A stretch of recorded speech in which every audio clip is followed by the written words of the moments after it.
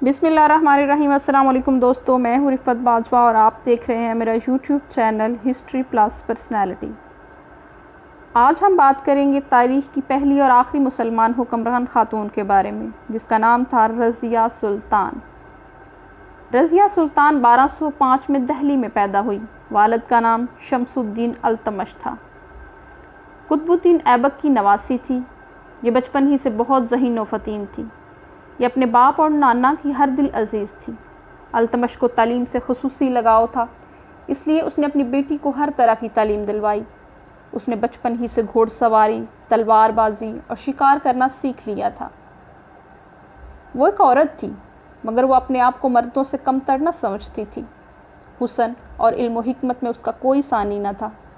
उसके 11 भाई थे, लेकिन वो हर मामले में अपने भाइयों को पछाड़ देती थी। इसलिए उसका बाप और उसका नाना शुरू से ही उसकी खूबियों को सराहते थे। वो 5 साल की थी, उसके नाना की वफ़ात हो गई। वो ख़ुद को रज़िया सुल्तान कहती थी। सुल्ताना कहलवाना उसे पसंद न था, क्योंकि वो ख़ुद को मर्दों के बराबर समझती थी। उसके बाप ने उसे बहुत करीब रखा। वो उसे हर तरह की मुशावरत भी करता और उसको सल्तनत के गुर भी सिखाता। वक्तन फ़वक्तन वो जब किसी मुहिम पे जाता तो अपनी गैर मौजूदगी में रज़िया को ही अपनी सल्तनत पर बिठा के जाता।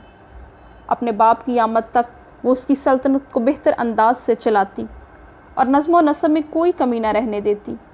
इसलिए उसने सारे सल्तनत के गुर सीख रखे थे। अल्तमश ने अपनी मौत से पहले अपनी वसीयत में रज़िया सुल्तान को हिंदुस्तान की सल्तनत का जानशीन मुकर्रर करने के लिए कहा, लेकिन उस वक्त के उमरा को ये पसंद न था, क्योंकि वो औरत की हुकूमत को पसंद नहीं कर सकते थे।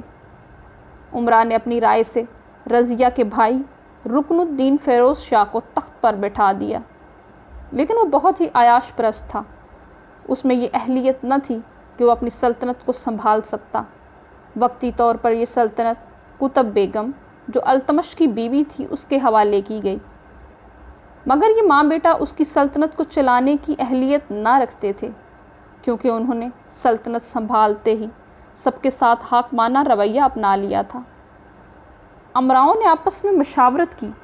रुकनुद्दीन और उसकी माँ को कत्ल करवा दिया।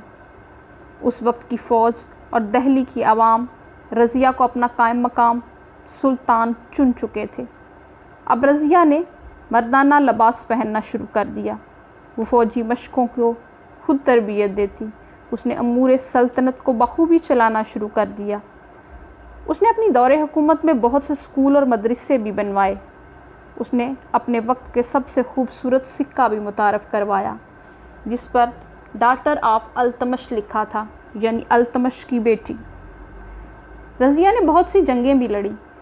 उस वक्त डेमोक्रेसी नहीं, बल्कि मनार्की का सिस्टम था।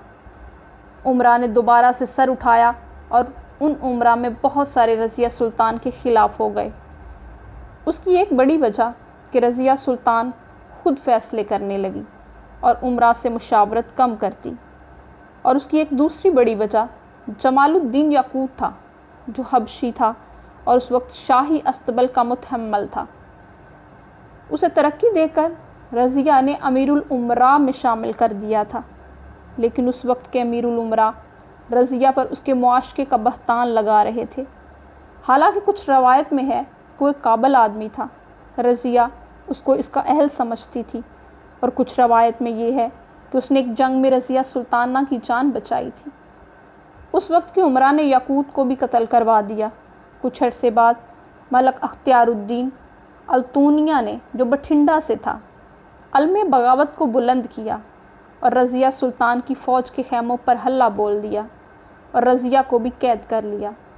दूसरी तरफ माज़ुद्दीन बहराम को सुल्तान चुन लिया गया, जो रज़िया का भाई था। मलक अल्तूनिया ने रज़िया से शादी कर ली।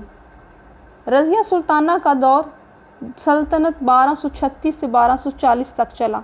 मलक अल्तूनिया से शादी के बाद रज़िया और मलक अल्तूनिया ने एक फ़ौज को मुनज़्ज़म किया और दिल्ली की सल्तनत को छीनने के लिए माज़ुद्दीन की फ़ौज के साथ मुकाबला करने के लिए केतल की तरफ रवाना हुए।